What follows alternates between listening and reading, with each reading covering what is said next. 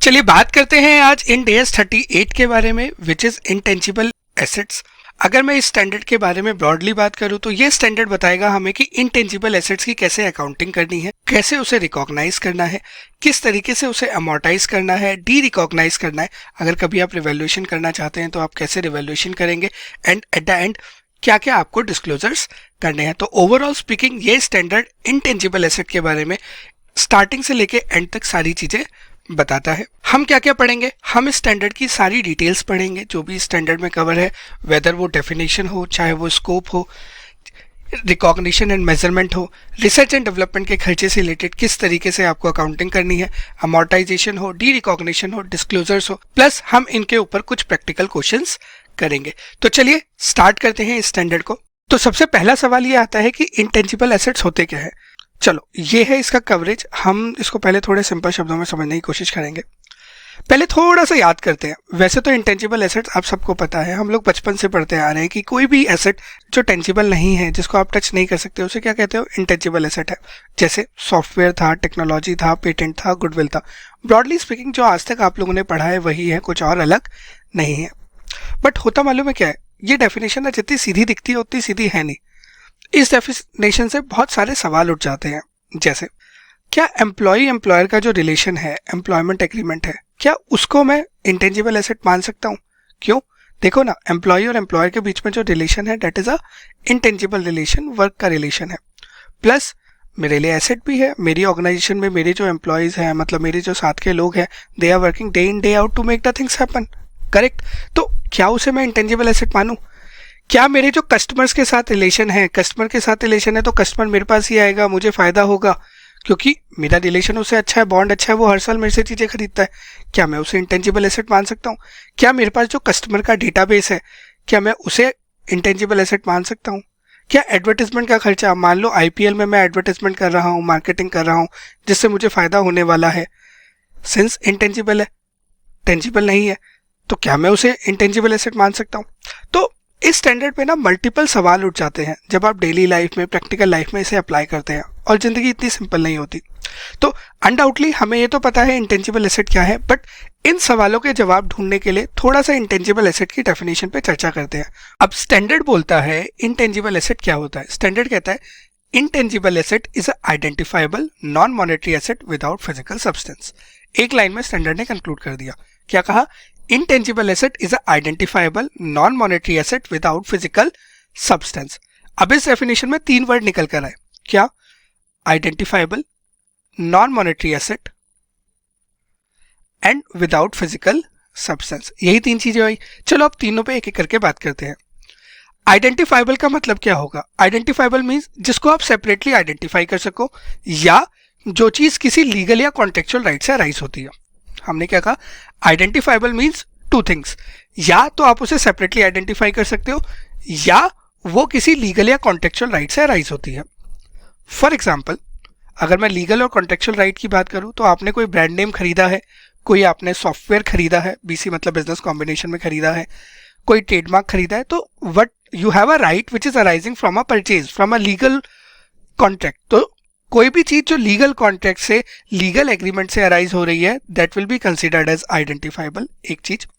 या फिर जिसको आप सेपरेटली सोल्ड कर सकते हो, सेल कर सकते हो, डिस्पोज कर सकते हो, एक्सचेंज कर सकते हो, ट्रांसफर कर सकते हो, जो आपके पास एबिलिटी की आप कर सकते हो, करना चाहो ना करना चाहो that's a different thing, company करे ना करे वो फर्क नहीं पड़ता, बट आप उसे कर सकते हो, then it can be said as separately identified और आइडेंटिफाइबल। फॉर एग्जाम्पल, जैसे पेटेंट है, ट्रेडमार्क है, मैं अपना ट्रेडमार्क बेच सकता हूं, मैं अपना पेटेंट बेच सकता हूं, बट मैं सिर्फ एडवर्टाइजमेंट का खर्चा अलग से निकाल के नहीं बेच सकता कि भैया देखो मैंने IPL में एडवर्टाइजमेंट करी थी, इससे मुझे फायदा होगा। कितना फायदा होगा मुझे खुद को नहीं पता, क्या मैं उसे अलग से किसी को सेल कर सकता हूँ? मेरी मार्केट की गुडविल है, क्या मैं सिर्फ गुडविल निकाल के बेच सकता हूँ किसी को बिना कोई और एसेट बेचे? पॉसिबल नहीं है। मैं बोलता हूँ एक काम कर, मेरी गुडविल है, तू रख ले। वो कहेगा भाई मैं तेरी गुडविल का क्या करूंगा? गुडविल किस वजह से आई है? या तो तेरे ब्रांड नेम से आई होगी, या तेरे कस्टमर के अच्छे रिलेशन से आई होगी, या तेरे पेटेंट से आई होगी, कोई रीजन तो होगा, वो भी तो देगा ना। तो गुडविल आप अलग से सेल नहीं कर सकते, एडवर्टाइजमेंट एक्सपेंस आप अलग से सेल नहीं कर सकते, बट आप किसी चीज को बनाने का पेटेंट या ट्रेडमार्क सेल कर सकते हो, फॉर्मूला सेल कर सकते हो। तो in that case they will be classified as separately identifiable. तो स्टैंडर्ड ने बोला पहली चीज, इंटेंजिबल एसेट आइडेंटिफाइबल होना चाहिए। आइडेंटिफाइबल कब होगा? जब आप उसे सेपरेटली आइडेंटिफाई कर सको, मतलब आप उसे सेल, डिस्पोज, एक्सचेंज कर सको, या वो किसी लीगल राइट से अराइज हो रहा हो। पहली बात क्लियर। दूसरी टर्म आई, ये हो गई पहली टर्म, ये आई दूसरी टर्म, नॉन मॉनेटरी एसेट। देखो मॉनेटरी एसेट वो होता है जो आपको फिक्स डिनोमिनेशन में मिलेगा या जो फिक्स डिनोमिनेशन में होता है। जैसे डेटर है, आपको पता है, मान लो 1 लाख रुपए के डेटर है तो आपको उससे 1 लाख रुपए ही मिलने वाले हैं। कैश का बैलेंस है, बैंक में बैलेंस है, बैंक में अगर 1 करोड़ रुपए रखा है तो 1 करोड़ ही मिलेगा। बट स्टैंडर्ड कहता है इंटेंजिबल एसेट नॉन मॉनेटरी होता है, मतलब उससे कितना मिलेगा, कितना रियलाइज कर पाओगे बेनिफिट, वो आप नहीं बता सकते एग्जैक्टली, वो फिक्स नहीं है।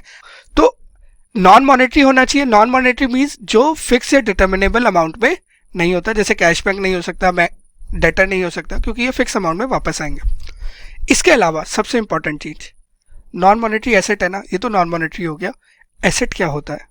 एसेट मीन्स जिसके ऊपर आप कंट्रोल कर सकते हो। कंट्रोल मतलब आप दूसरे के राइट को, दूसरा कोई पर्सन अगर उसे एक्सेस करना चाहे तो उससे रिस्ट्रिक्ट कर सकते हो, प्लस आपके पास पावर है कि आप फ्यूचर में उस एसेट से बेनिफिट ले सको। तो स्टैंडर्ड कहता है इंटेंजिबल एसेट वो एसेट है, कौन से एसेट है? जो आइडेंटिफाइबल है, जो नॉन मॉनेटरी है। करेक्ट।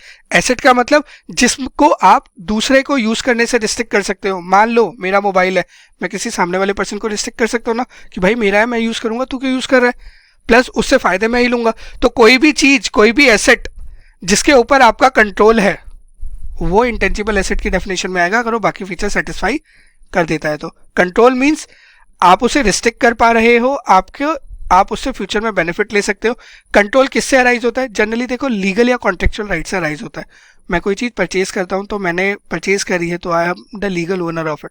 तो कंट्रोल जनरली जो अराइज होता है लीगल या कॉन्ट्रेक्चुअल राइट से अराइज होता है। और आई कैन से किसी पास्ट इवेंट से अराइज हुआ होगा, मतलब आपने कोई पेमेंट करी है। कंट्रोल सफिशिएंट होना चाहिए। अगर आपके पास इनसफिशिएंट कंट्रोल है तो भी वो इंटेंजिबल एसेट नहीं हो सकता।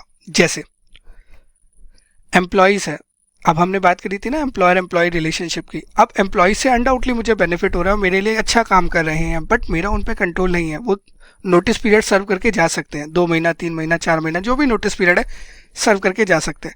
तो मेरा उन पर सफिशिएंट कंट्रोल नहीं है। मेरा अपने कस्टमर्स के ऊपर भी कंट्रोल नहीं है। वो आज ठीक है मेरे से सामान खरीदे हैं, बट हो सकता है कल ना खरीदे। तो इन दैट केस उन्हें आप इंटेंजिबल एसेट नहीं बोलोगे। बट मेरे पास कोई मेरा सॉफ्टवेयर है, मेरा कोई पेटेंट है, टेक्नोलॉजी नो हाउ है, मैं उससे फ्यूचर बेनिफिट भी ले सकता हूं, मैं उसको कंट्रोल भी कर सकता हूं, क्योंकि मैं दूसरे बंदे के एक्सेस को रिस्ट्रिक्ट कर सकता हूं। इतनी बात क्लियर। थर्ड चीज is without physical substance. Without physical substance मतलब जिसको आप टच नहीं कर सकते, टच करके फील नहीं कर सकते, that is called without physical substance. अब पेटेंट है, गुडविल है, आप उसको फील थोड़ी ना कर सकते, आप जाके उसे टच थोड़ी ना कर सकते हो। तो जिस चीज को आप टच नहीं कर सकते that is without physical substance. अगर किसी एसेट में टेंजिबल पोर्शन भी है और इंटेंजिबल पोर्शन भी है तो आपको देखना है कि कौन सी चीज सिग्निफिकेंट है। अब जैसे सॉफ्टवेयर है, कोई सॉफ्टवेयर सीडी में रखा हुआ होता है, अब उसमें सीडी भी है और सॉफ्टवेयर भी है, तो मैं उसे कैसे क्लासीफाई करूं? तो आपको देखना है कि कौन सी चीज सिग्निफिकेंट है। अगर टेंजिबल पोर्शन सिग्निफिकेंट है तो इंड AS 16 में लेके जाना, इंटेंजिबल पोर्शन सिग्निफिकेंट है तो इंड AS 38 में लेके जाना। फॉर एग्जाम्पल आपने कहा किसी सीडी पे सॉफ्टवेयर है, तो सिग्निफिकेंट चीज क्या है, किसकी सबसे ज्यादा वैल्यू है, सीडी की या सॉफ्टवेयर की? क्योंकि सीडी इज टेंजिबल और सॉफ्टवेयर इज इंटेंजिबल। करेक्ट। अब सीडी और सॉफ्टवेयर में सबसे ज्यादा वैल्यू किसकी है? सॉफ्टवेयर की। तो सॉफ्टवेयर इज सिग्निफिकेंट, इसीलिए आप उसे इंटेंजिबल बोलोगे। बट विंडोज का सॉफ्टवेयर है लैपटॉप के ऊपर, माइक्रोसॉफ्ट विंडोज हो गए, माइक्रोसॉफ्ट वर्ड हो गए, या कोई और ऑपरेटिंग सिस्टम है लैपटॉप के ऊपर, सॉरी। अब लैपटॉप की वैल्यू ज्यादा है या उस सॉफ्टवेयर की वैल्यू ज्यादा है? ऑब्वियसली लैपटॉप की वैल्यू ज्यादा है। तो इन दैट केस आप उसे कैसे क्लासीफाई करोगे? टेंजिबल क्लासीफाई करोगे। सिग्निफिकेंट मींस किसकी वैल्यू ज्यादा है। ये बात क्लियर है। तो हमने अभी तक क्या समझा? हमने ये समझा कि भैया इनटेंजिबल एसेट वो होगा जिसका कोई भी फिजिकल सब्सटेंस नहीं है। फिजिकल सब्सटेंस मतलब आप उसको टच नहीं कर सकते, वो फिजिकली एग्जिस्ट नहीं कर रहा, कोई भी उसकी बॉडी वगैरह नहीं है। अगर किसी एसेट के अंदर दोनों पार्ट हैं, which is a composition of both the thing, one is tangible one is intangible, तो जो भी सिग्निफिकेंट वैल्यू वाला है उसके हिसाब से आप ले लेना। बट अगर आप दोनों को अलग कर सकते हो कि भैया ये टेंजिबल पार्ट है, इनटेंजिबल पार्ट है, तो आप अलग कर देना, कोई दिक्कत नहीं है। कभी कभी ना थोड़ी सी कॉम्प्लेक्सिटी हो जाती है। जैसे देखो, इलेक्ट्रिक व्हीकल बन रहे हैं, BS6 व्हीकल बन रहे हैं, रोबोट्स बन रहे हैं, मेटावर्स बना रहा है फेसबुक, तो मल्टीपल चीजें इवॉल्व हो रही है, artificial intelligence is going on. तो अब जो भी खर्चा मैं इनके ऊपर कर रहा हूं, तो होता क्या है, रोबोट्स बनाने हैं, रोबोट्स की एक्चुअली रोबोट की टेक्नोलॉजी बनती है।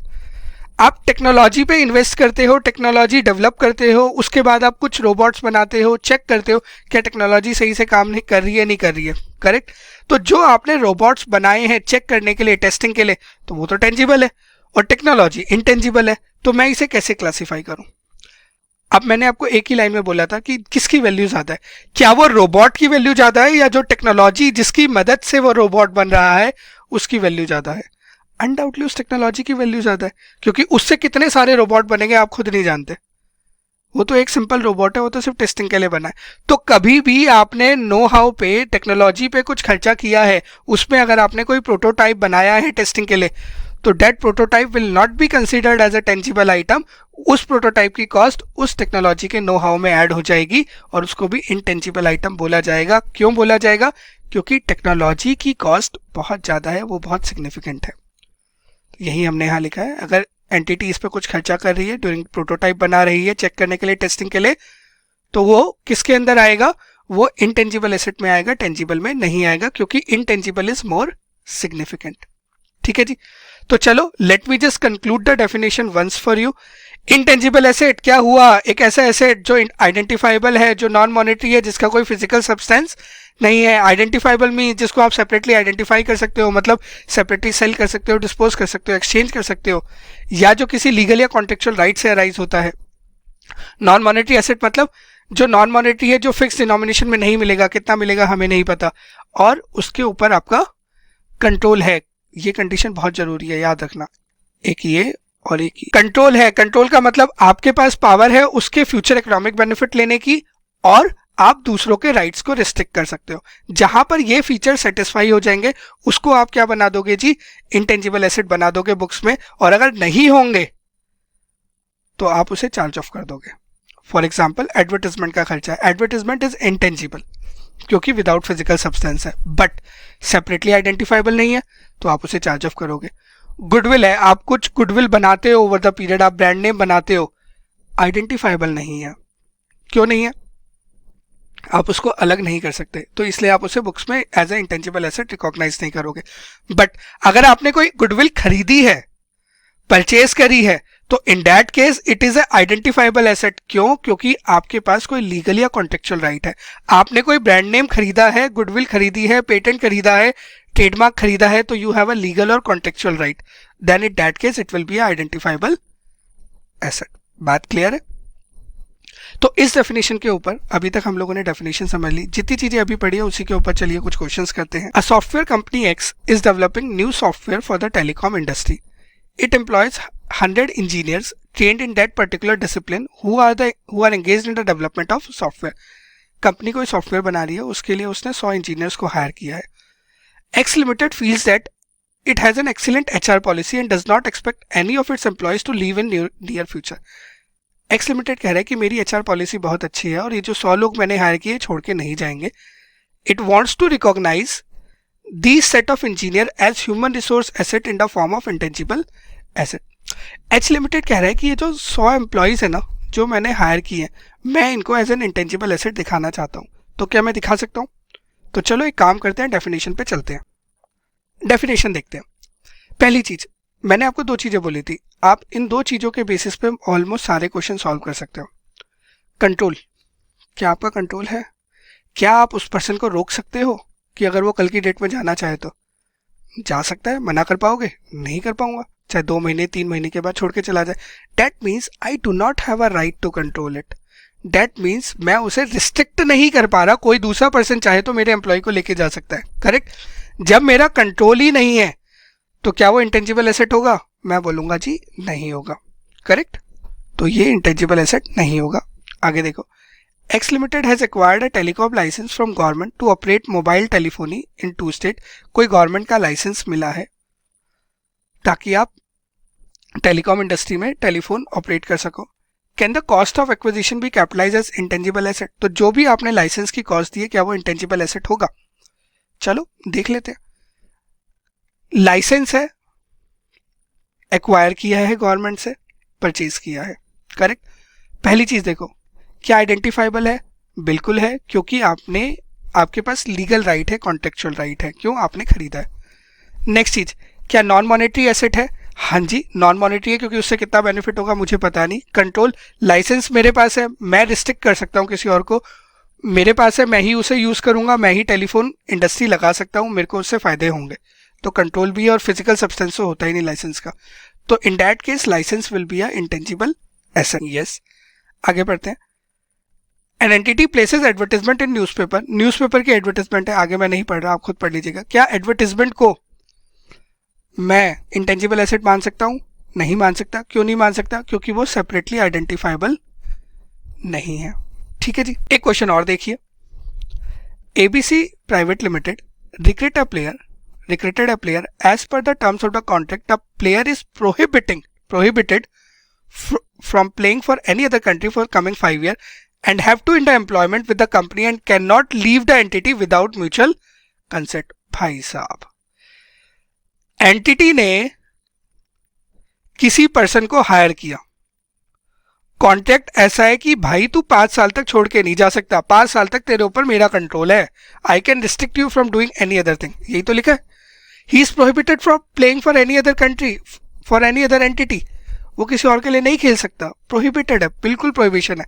जब प्रोहिबिशन है तो कहना ही से इस पर्सन पे मेरा कंट्रोल है, हाँ जी मेरा कंट्रोल है, बट सिर्फ 5 साल के लिए, 5 साल के बाद वो जो करना चाहे करे। तो I have a control for 5 year. The price paid by the entity to acquire the right is derived from the skill and fame of the said player. जो आपने प्राइस दिया है वो इसलिए दिया है क्योंकि वो उस पर्सन के पास स्किल है और फेम है। स्किल है, फेम है, तो मतलब मुझे उससे बेनिफिट होंगे, सिंपल सी बात है। क्यों? मेरा मान लो कोई टीम है, जैसे आईपीएल की टीम है, उसके लिए मैंने एक बंदा खरीदा, अब मुझे पता है मुझे उससे फायदा होने वाला है और मैंने उसे 5 साल के लिए रिस्ट्रिक्ट भी कर लिया, तो मुझे उससे फ्यूचर इकोनॉमिक बेनिफिट भी है, रिस्ट्रिक्शन भी है। मैंने उसे लीगली एक्वायर किया तो I have a contractual right also. अगर मैं आगे ना भी पढ़ूं, ध्यान से देखना, प्लेयर एक्वायर्ड, लीगल राइट है क्योंकि कॉन्ट्रेक्चुअल राइट है, मैंने उसे एक्वायर किया है उसके स्किल्स के लिए। नेक्स्ट चीज, नॉन मॉनेटरी है, अनडाउटली कितना एग्जैक्टली बेनिफिट होगा मुझे नहीं पता, मुझे उससे फ्यूचर इकोनॉमिक बेनिफिट होंगे, हाँ जी मेरी टीम के लिए। अब आईपीएल में मेरी टीम के लिए मैं कोई बंदा खरीदता हूँ ताकि वो मेरी टीम के लिए खेले, तो ऑब्वियसली ना मुझे तो बेनिफिट हो गई। प्लस क्या मैं उसे रिस्ट्रिक्ट कर सकता हूँ? हाँ जी, मैं उसे 5 साल के लिए रिस्ट्रिक्ट कर सकता हूँ। विदाउट फिजिकल सब्सटेंस है, ऑब्वियसली उसका जो स्किल सेट है, जो उसका फेम है, जो मुझे बेनिफिट मिलने वाला है, दैट इज इंटेंजिबल। तो जब मेरे सारे फीचर सेटिस्फाई हैं तो क्या मैं इसको इंटेंजिबल बुक कर सकता हूँ? बिल्कुल कर सकता हूँ, बट मैं कितने साल के लिए कर सकता हूँ? मैक्सिमम 5 साल के लिए। ये लाइन क्लियर है? तो चलो एक बार फटाफट जो स्टैंडर्ड में डेफिनेशन दी है एक बार देख लेते हैं। ये हमने रीड कर ली है, आप रीड कर सकते हैं। ये भी हमने आइडेंटिफाइबल के दोनों मीनिंग समझ लिए हैं। नॉन मॉनेटरी एसेट हमने बात कर ली है। एसेट को कब कंट्रोल किया जाएगा, मतलब कंट्रोल की बता दिया। फ्यूचर इकोनॉमिक बेनिफिट देखो कैसे भी हो सकता है, सेल से भी हो सकते हैं, कॉस्ट सेविंग भी हो सकती है, कोई और चीज़ भी हो सकती है, मैनेजमेंट में अगर कोई हेल्प कर रहा है, that is also future economic benefit. अगर कोई इंटेंजिबल एसेट इन फीचर्स को सेटिस्फाई नहीं करता तो उन्हें खर्चा बना दिया जाएगा। जैसे एडवर्टाइजमेंट है, advertisement is a intangible asset which is not satisfying this feature, तो उसको क्या बनाओगे? खर्चा बनाओगे। फिर next is insufficient control, means कुछ ऐसे इंटेंजिबल एसेट होते हैं जैसे trained staff member, technical talent, portfolio, market share, customer relationship, customer royalty. आप इनको इंटेंजिबल नहीं बना सकते क्योंकि आपका इन पे कंट्रोल नहीं है। बट अगर आपके पास कोई लीगल राइट है, जैसे अभी हमने जो एग्जांपल समझा था जिसमें हमारे पास एक लीगल राइट था जिसमें हम उस पर्सन को 5 साल के लिए रिस्ट्रिक्ट कर सकते थे, तो इन दैट केस आप उसको इंटेंजिबल एसेट बना सकते हो क्योंकि now you have sufficient control over it. ठीक है, इंटेंजिबल एसेट में कंट्रोल जहां से आता है, कहां से आता है? मेनली लीगल या कॉन्ट्रेक्चुअल राइट से आएगा, ये हमने बात कर ली है। Internally generated asset, intangible asset को आप तभी रिकॉग्नाइज कर पाओगे जब वो सेपरेबल है, मतलब सेपरेटली आइडेंटिफाइबल है, ये हमने बात कर ली है। ये एग्जांपल्स हमने डिस्कस कर लिया, आप एक बार रीड कर सकते हैं। टाइप ऑफ इंटेंजिबल एसेट, देखो मल्टीपल तरीके के इंटेंजिबल एसेट हो सकते हैं, जैसे ट्रेडमार्क हो गया, internet domain name, non competitive agreement की तुम सामने वाले से मैंने एग्रीमेंट किया कि भैया तुम मेरी इंडस्ट्री में काम नहीं करोगे, तुम मेरे कंपटीशन में नहीं रहोगे, that is non competitive agreement. Newspaper mast heads, newspaper के जो ऊपर हेडिंग आती है डेट इज न्यूज़पेपर मास्टहेड। ऐसे अलग अलग तरीके के आपके इंटेंजिबल एसेट है। ये इंटेंजिबल एसेट हैं, बट क्या इन्हें मैं रिकॉग्नाइज कर सकता हूँ नहीं कर सकता, that is a different thing. अगर ये इंड एस 38 के फीचर्स को मीट करेंगे तो मैं इन्हें बुक्स में रिकॉग्नाइज करूंगा, अदरवाइज मैं इन्हें बुक्स में रिकॉग्नाइज नहीं करूंगा। तो इन क्रक्स अगर मैं कंक्लूड करूं तो भैया ये है, जो अभी हमने 15-20 मिनट डिस्कस किया ना, वो इतना सा है बस। कोई भी जो इन फीचर्स को सेटिस्फाई करेगा उसको इंटेंजिबल एसेट बना देना, नहीं कर रहा है एक्सपेंस ऑफ करना, आगे बढ़ना, सिंपल सी बात है, एक लाइन में खत्म। ठीक है जी। तो जो हमने डिस्कशन अपना शुरू किया था एम्प्लॉयमेंट एग्रीमेंट, देखो जनरली एम्प्लॉयमेंट एग्रीमेंट नहीं आएगा इंटेंजिबल एसेट में, बट अगर मेरे पे कोई लीगल रिस्ट्रिक्शन है, जैसे मैंने वो 5 साल वाली रिस्ट्रिक्शन रखी थी किसी प्लेयर के ऊपर, तो मैं कर सकता हूँ। कस्टमर रिलेशंस जनरली मैं नहीं कर सकता इंटेंजिबल एसेट की तरह रिकॉग्नाइज। क्यों नहीं कर सकता? क्योंकि मेरे पास कंट्रोल नहीं है। बट अगर कोई लीगल रिस्ट्रिक्शन है, जो जनरली होगी नहीं, अगर होगी तो मैं एसेट रिकॉग्नाइज कर लूंगा। सिमिलरली कोई कस्टमर डेटाबेस है, उस पर भी सेम चीज लगेगी। एडवर्टाइजमेंट हमने डिस्कस कर लिया है। ठीक है जी। देखो जी, हम लोगों ने डेफिनेशन पे तो बात कर ली, अब अपने को क्या डिस्कस करना है, चलो स्कोप डिस्कस करते हैं, उसके बाद मेजरमेंट पे आते हैं। अगर मैं स्कोप की बात करूं तो देखो ये स्टैंडर्ड ना सारे इंटेंजिबल एसेट्स पे एप्लीकेबल है, एक्सेप्ट जो नीचे दिए हुए हैं। ये इन पे इसलिए एप्लीकेबल नहीं है क्योंकि इनके ऊपर कोई और स्टैंडर्ड लगता है। जैसे इंटेंजिबल एसेट जो आपने ऑर्डिनरी कोर्स में सेल करने के लिए रखा है, जो चीज आप ऑर्डिनरी कोर्स में सेल करने के लिए रखते हो उसे इन्वेंट्री बोला जाता है, इसलिए उसके ऊपर इंड एस 2 लगेगा। डेफर्ड टैक्स एसेट उसके ऊपर इंड एस 12 लगता है। लीजेस इंड एस 116 लगता है। एम्प्लॉयमेंट बेनिफिट, जो भी आप एम्प्लॉयमेंट बेनिफिट का अगर कोई एसेट है तो उसके ऊपर इंड एस 19 लगता है। फाइनेंशियल एसेट पे इंड एस 32 लगता है। गुडविल अगर कोई आपने बिजनेस कॉम्बिनेशन में अराइज हुई है तो उसकी अकाउंटिंग 103 में दी हुई है। इंश्योरेंस कॉन्ट्रैक्ट 104 में है। Non current intangible asset held for sale which is Ind AS 105। जब भी आपने कोई नॉन करंट एसेट, चाहे टेंजिबल हो चाहे इंटेंजिबल हो, बेचने के लिए रखा है, not in the ordinary course of business, तो उसे कहा जाए, वो कहाँ पे आता है जी, इंड एस 105 में आता है। रेवेन्यू के जो कस्ट एग्रीमेंट्स हैं उनसे जो एसेट ड्राइव होता है, जैसे डेटर है, डेट इज इंड एस 115 में आ रहा है। फाइनेंशियल एसेट इंड एस 32 के अंदर आता है। एक्सप्लोरेशन एंड इवेल्यूएशन एसेट किस में आता है, 106 में आता है। या कोई भी आपने खर्चा किया है extraction of mineral oil, natural gas या सिमिलर नॉन रीजनरेटिव रिसोर्सेज से रिलेटेड, तो वो सारी चीज़ें इस स्टैंडर्ड में नहीं आती है। दो चीज़ जो छोटी छोटी चीज़ें आपको पता होनी चाहिए, जैसे अगर कोई आपके पास लाइसेंस है, rights under licence on motion films, video recordings, plays, manuscript, patents, copyright, वो इसी स्टैंडर्ड में आएंगे क्योंकि वो 116 के स्कोप से बाहर है। देखो आपके पास राइट है, राइट क्या होता है, इंटेंजिबल एसेट हो सकता है अगर वो उन फीचर्स को सेटिस्फाई करे। तो सिंस वो चीज़ें 116 में नहीं आ रही तो इस स्टैंडर्ड में कवर होगी।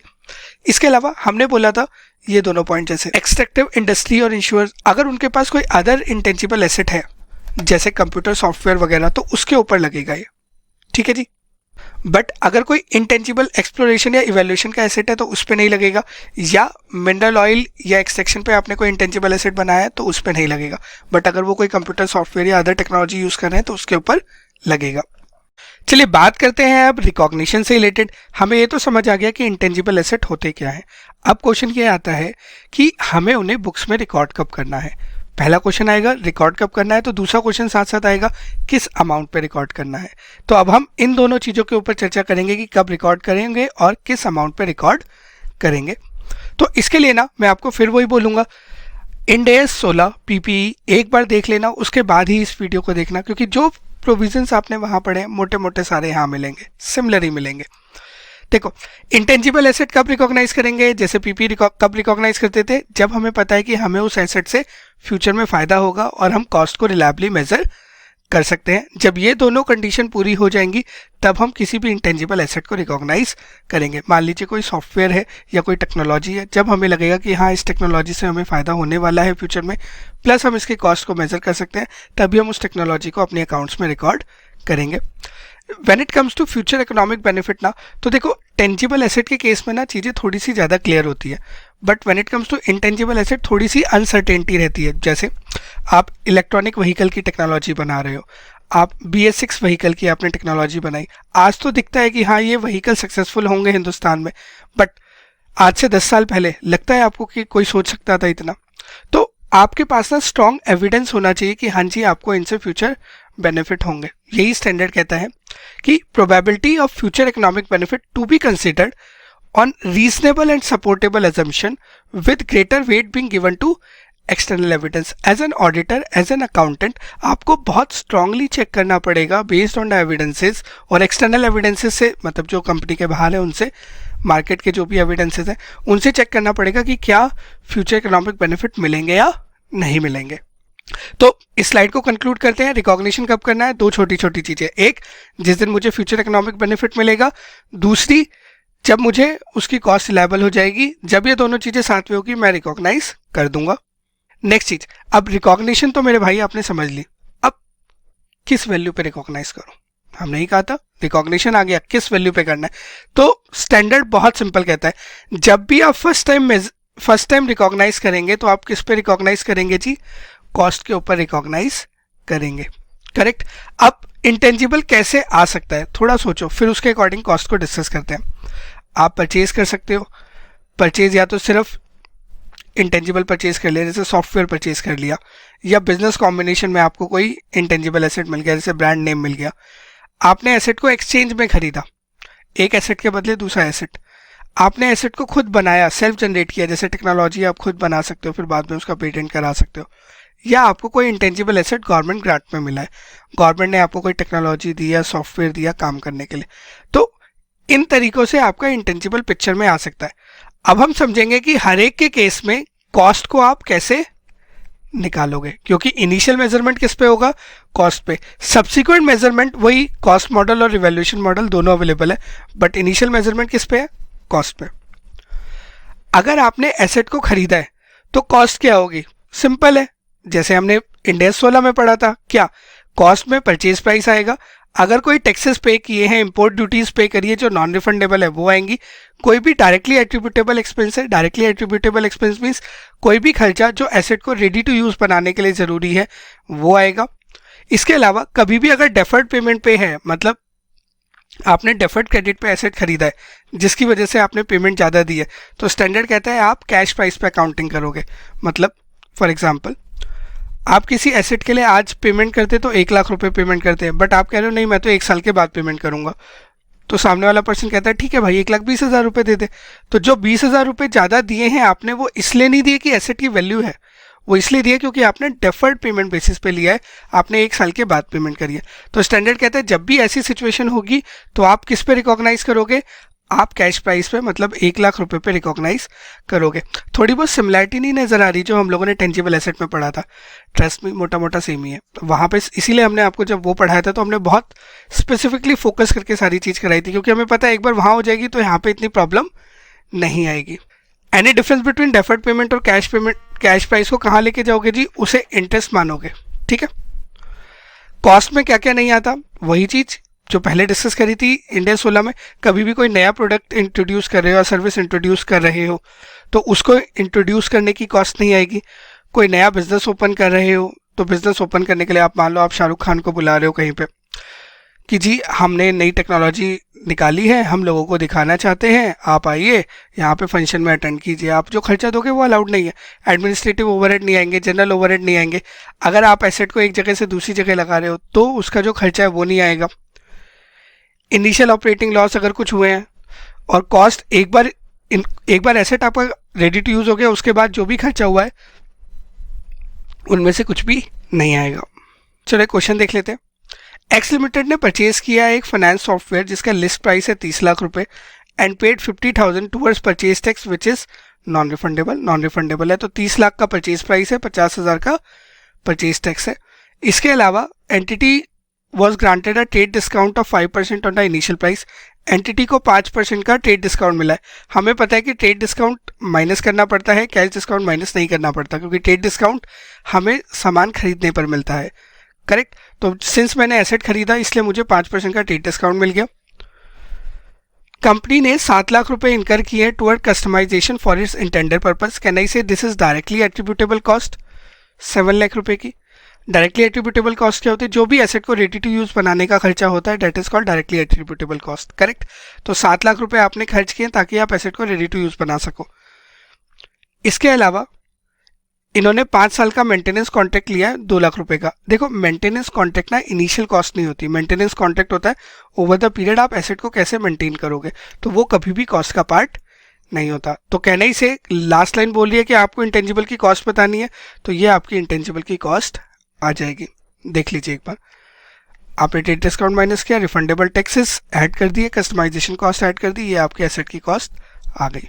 चलो जी, अभी ये तो हमने समझ लिया कि जब भी हमने कोई एसेट खरीदा है, स्टैंड अलोन खरीद रहे हैं, स्टैंड अलोन एसेट जाके खरीदा है तो कैसे अकाउंटिंग करेंगे। अब अगर बिजनेस कॉम्बिनेशन में कोई एसेट एक्वायर किया, मतलब कोई बिजनेस खरीदा था उसमें कोई एसेट मिला है, तो क्या करेंगे। चलो एक एग्जांपल से समझते हैं। देखो बिजनेस कॉम्बिनेशन का क्या मतलब होता है, वैसे तो इसके ऊपर पूरा का पूरा एक स्टैंडर्ड है, हम उस चीज पे नहीं जा रहे हैं, हम सिर्फ आपको एक ग्लिम्स दे रहे हैं। बिजनेस कॉम्बिनेशन का मतलब आपने कोई बिजनेस परचेज किया है, तो मेरे भाई जब आप बिजनेस परचेज करते हो तो कुछ एसेट भी खरीदते हो, कुछ लायबिलिटी भी खरीदते हो। मान लो आप जाके बिजनेस खरीद रहे हो, तो आप किस वैल्यू पे खरीदोगे। मान लो आपके पास 4 एसेट है, PP, intangible asset 1, intangible asset 2 और एक लायबिलिटी है। 4 नहीं, 3 ही एसेट है और एक लायबिलिटी है। इनकी कैरिंग वैल्यू है 50 लाख, 10 लाख, 15 लाख और 5 लाख। कैरिंग वैल्यू मतलब जिस भी पर्सन से आप ले रहे हो उसकी बैलेंस शीट में, मान लो आप ए हो और आप किससे ले रहे हो, बी से ले रहे हो, तो बी की बैलेंस शीट में ये नंबर्स आ रहे हैं और इन एसेट्स की आज की डेट में मार्केट की वैल्यू ये है, फेयर वैल्यू ये है। तो आप किस वैल्यू पे उस चीज को खरीदोगे। कॉमन सेंस कहता है कि हम कभी भी कोई चीज खरीदते हैं तो मार्केट रेट पे या फेयर वैल्यू पे लेते हैं, हम कैरिंग वैल्यू पे लेना इतना पसंद नहीं करते। ऑब्वियसली ना, जिस चीज की मार्केट वैल्यू 60 लाख रुपए, बी मुझे क्यों वो चीज 50 लाख में बेचेगा, सिंपल सी बात है। और आप भी उसके 50 लाख बोलोगे तो आपको मना कर ही देगा, तो वो आपको 60 लाख से नीचे बेचने नहीं वाला। तो इसीलिए कभी भी कोई चीज बिजनेस कॉम्बिनेशन में परचेज हो रही है तो आप किस पे परचेज कर रहे हो, फेयर वैल्यू पे। अब सिंस आपने एसेट फेयर वैल्यू पे परचेज किया तो आपकी बुक्स में भी वो किस पे आना चाहिए, फेयर वैल्यू पे आना चाहिए। तो अगर मैं इस केस की बात करूं, मान लो आपने 1 करोड़ रुपए परचेज कंसिडरेशन दी है, 1 करोड़ के बदले आपने 75 लाख के नेट एसेट खरीदे हैं, लायबिलिटी माइनस हो जाती है क्योंकि पे करनी पड़ती है, तो एसेट में से लायबिलिटी घटा के नेट एसेट कितने आ गए, 75 लाख। 1 करोड़ दे रहा हूँ 75 लाख रुपए के लिए, 75 लाख रुपए की चीज के लिए, बाकी 25 लाख क्या होगा, ऑब्वियसली उसकी गुडविल होगी। ये चीज आप इंटर में ऑलरेडी पढ़ के आ चुके हो, एमलगमेशन में, कंसोलिडेशन में, तो इसलिए मैं उतना डिटेल में इसमें नहीं जा रहा हूँ। मैं प्रिज्यूम कर रहा हूँ कि आप लोगों ने पढ़ा हुआ है। सिंपल सी बात, 1 करोड़ रुपए दिए मैंने 75 लाख की चीज के लिए, 25 लाख क्या होगा, गुडविल होगा। तो मेरी अकाउंटिंग कैसे आएगी, मैं बोलूंगा मेरे पे 25 लाख की गुडविल आई, पीपी आया 60 लाख का, इंटेंजिबल एसेट 1 आया, IA1 is intangible asset 1, IA2 is intangible asset 2 और मेरे पे लायबिलिटी आई 5 लाख की, नेट मैंने 1 करोड़ ऐसे पे किए। तो मैंने एसेट्स को किस पे एक्वायर किया, फेयर वैल्यू पे। तो जो इनिशियल मेजरमेंट कॉस्ट पे होना है, कॉस्ट क्या हो जाएगी, fair value will be considered as the cost of asset. Standard कहता है गुडविल को आपको सेपरेटली रिकॉग्नाइज करना पड़ता है, तो गुडविल को आपको बाकी इंटेंजिबल एसेट से अलग से रिकॉग्नाइज करना पड़ेगा। कभी कभी क्या होता है, कुछ इंटेंजिबल एसेट जो है रिकॉग्निशन क्राइटेरिया को मीट नहीं करते, तो आप उन एसेट को रिकॉर्ड नहीं कर सकते। एक एग्जांपल देते हैं, उससे इस चीज को और डिटेल में समझते हैं। X limited is engage in the business of publishing journal. उन्होंने क्या किया, 100% स्टेक लिया है वाई लिमिटेड में, a company in the same industry, और कितने की कंसिडरेशन दी है, 10 करोड़ रुपए की, और इसके बदले इन्होंने कितने नेट एसेट लिए हैं, 8.5 करोड़ रुपए। तो कुल मिला के उसने 1.5 करोड़ रुपए एक्स्ट्रा पे किए। क्यों पे किया है, अब नीचे देखो, जो ऊपर की परचेज कंसिडरेशन है उसमें कुछ ये भी है, 30 लाख रुपए दिए हैं उसने स्किल्ड स्टाफ के लिए, 50 लाख रुपए दिए उसने payment toward non compete fees so as to restrict Y to compete in the same line of business for next 5 year. हम लोगों ने जब इंटेंजिबल एसेट की डेफिनेशन समझी थी तो हमने कहा था इंटेंजिबल एसेट वो है जिस एसेट पे आपका कंट्रोल है। अगर आपका कंट्रोल नहीं है तो वो आपकी बुक्स में नहीं आ सकता, वो इंटेंजिबल एसेट नहीं बनेगा। जब स्किल्ड स्टाफ की बात करते हो तो आपका कंट्रोल है नहीं, वो तो कभी भी छोड़ के जा सकता है, तो इसको आप एसेट रिकॉग्नाइज नहीं कर सकते। वेरएज आपने 50 लाख रुपए इसलिए है ताकि सामने वाला पर्सन बिजनेस ना करे, आपके लिए उसका एक एग्रीमेंट है, तो आपके पास लीगल राइट है, कॉन्टेक्चुअल राइट है। तो when you have a contractual right means you have a separately identifiable asset, आपको फायदा मिल रहा है, क्यों, क्योंकि वाई बिजनेस नहीं करेगा। तो इन क्रक्स आपका इस पे कंट्रोल है तो आप इसको एसेट रिकॉग्नाइज कर सकते हो। तो 30 लाख का तो एसेट नहीं आएगा, 50 लाख का एसेट आ सकता है, करेक्ट। तो ये जो 1.5 करोड़ रुपए एक्स्ट्रा दिए हैं इसमें मैं 50 लाख का ये एसेट रिकॉग्नाइज कर लूंगा। बाकी पैसे किस चीज के लिए दिए हैं, 1 करोड़ रुपए कहने से गुडविल के लिए दिए हैं। मैं गुडविल कैसे निकाल रहा हूँ, मैंने कहा भैया मैंने 1.5 करोड़ रुपए ज्यादा दिए, कुछ नहीं होता तो 1.5 करोड़ रुपए मेरी गुडविल हो जाती, 10 करोड़ के बदले 8.5 करोड़ का नेट एसेट मिला। बट क्वेश्चन ने बोला कि आपने 2 इंटेंजिबल एसेट और ले लिए। स्किल स्टाफ मैं रिकॉग्नाइज नहीं कर सकता क्योंकि मेरा कंट्रोल नहीं है। 50 लाख की जो नॉन कॉम्पीट फी है मैं रिकॉग्नाइज कर सकता हूँ क्योंकि ये सारे फीचर सेटिस्फाई कर रहा है। तो 1.5 करोड़ में से 50 लाख की पेमेंट उसके लिए है, बाकी 1 करोड़ किसके लिए है, गुडविल के लिए। ठीक है, तो ये एसेट सिंस ये रिकॉग्निशन क्राइटेरिया मीट नहीं कर रहा, मैं इसको रिकॉग्नाइज नहीं कर सकता, यही हमने यहाँ लिखा है। इसके अलावा कुछ एसेट ऐसे होते हैं जिनको आपको ग्रुप करना पड़ जाता है। मान लो बी ने अपनी बुक्स में एक एसेट बनाया हुआ है वेबसाइट, दूसरा इंटेंजिबल एसेट बना हुआ है वेबसाइट कंटेंट, क्योंकि वेबसाइट बनाते वक्त उसने पैसे अलग दिए थे, वेबसाइट कंटेंट बनाते वक्त उसने पैसे अलग दिए, तो उसकी बुक्स में 2 एसेट है। बट जब आप खरीदोगे तो आप 2 एसेट का क्या करोगे, वेबसाइट और वेबसाइट कंटेंट क्या दोनों से अलग अलग फायदे हो रहे हैं, क्या नहीं से दोनों से साथ में फायदे हैं, दोनों सेपरेटली आइडेंटिफाइबल एसेट अलग से नहीं है, बट अगर मिला दो तो एक कंप्लीट एसेट बन जाता है वेबसाइट एंड वेबसाइट कंटेंट। तो जब भी आप बिजनेस कॉम्बिनेशन करोगे तो हो सकता है आपको कुछ एसेट्स को कंबाइन भी करना पड़े। आप फेयर वैल्यू मार्केट वैल्यू कैसे निकालोगे, जो भी मार्केट प्राइस है, या फिर present value of cash inflow, जो भी उस एसेट से कैश इनफ्लो आना है आप उसकी प्रेजेंट वैल्यू निकाल लो। या कोई सिमिलर ट्रांजैक्शन मार्केट में हुई है, मान लो किसी और ने भी सेम तरीके का एसेट परचेज किया है, तो किस रेट पे खरीदा है उससे आपको एक हाईलाइट मिल जाएगा। अदर मेथड जैसे क्या अर्निंग्स मिलेगी उससे, इंडस्ट्री की रेशियोज क्या है, उसके तरीके से आप उसकी वैल्यू निकाल सकते हैं। तो अगर मैं इसे कंक्लूड करूं तो कॉस्ट ऑफ इंटेंजिबल एसेट क्या होगा, जो भी उसकी फेयर वैल्यू थी, फेयर वैल्यू कैसे निकाली, एक्टिव मार्केट प्रेजेंट वैल्यू से या सिमिलर ट्रांजैक्शन प्राइसिंग के और कोई और रेलेवेंट तरीके से। इसके अलावा अगर कोई इंटेंजिबल रिकॉग्निशन क्राइटेरिया को मीट नहीं कर रहा तो आप उसको रिकॉर्ड नहीं करोगे। गुडविल को आपको सेपरेटली रिकॉर्ड करना होता है। गुडविल बेसिकली क्या होता है, जो भी आपने एसेट्स लिए हैं, नेट एसेट्स लिए हैं और जो परचेज कंसिडरेशन है उसका डिफरेंस होता है। In case of business combination आपको कभी कभी कुछ एसेट्स को क्या करना पड़ जाता है, कंबाइन करना पड़ जाता है, क्योंकि आप इंडिविजुअल एसेट को अलग से रिलायबली मेजर नहीं कर सकते। जो हमने वेबसाइट का एग्जाम्पल दिया तो यहाँ पर है, आप इसे रीड कर सकते हैं। ठीक है जी, देखो जी, 2 चीजें आपने समझ ली। एक चीज समझ ली कि जब खरीदा है एसेट को या फिर बिजनेस कॉम्बिनेशन में लिया है तो कैसे अकाउंटिंग करनी है, मतलब उसकी इनिशियल कॉस्ट क्या होगी। अब बात करते हैं अगर गवर्नमेंट ग्रांट में कोई एसेट मिला है, तो गवर्नमेंट ग्रांट में जब भी कभी आपको एसेट मिलता है तो that is called a non monetary grant. Non monetary grant की अकाउंटिंग क्या होती है, इंडिया 20 बोलता है कि आप उसको 2 तरीके से रिकॉग्नाइज कर सकते हो, एक या तो फेयर वैल्यू पे, सेकंड या तो आप उसको नॉमिनल वैल्यू पे रिकॉग्नाइज कर सकते हो। तो आप इंटेंजिबल एसेट को या तो फेयर वैल्यू पे रिकॉग्नाइज कर लो, नॉमिनल वैल्यू पे कर लो, प्लस अगर आपने कोई खर्चा किया है तो उसको उसमें प्लस कर देना। चलो अब बात करते हैं एसेट एक्वायर्ड इन एक्सचेंज। अगर कभी आपने एसेट किस पे खरीदा है, एक दूसरे एसेट से एक्सचेंज करके खरीदा है, तो एक बार ना आप प्लीज इंड AS 16 की एक्वायर्ड इन एक्सचेंज, जिस तरीके से पीपीई को आप एक्वायर करते हो एक्सचेंज में, उसकी वीडियो जरूर देख लेना, उसके बाद इसको देखना। हम क्विकली इसे बस रिवाइज रन थ्रू करा रहे हैं क्योंकि सेम ही कंसेप्ट है जो वहां पे पढ़ा था, कोई भी डिफरेंस नहीं है।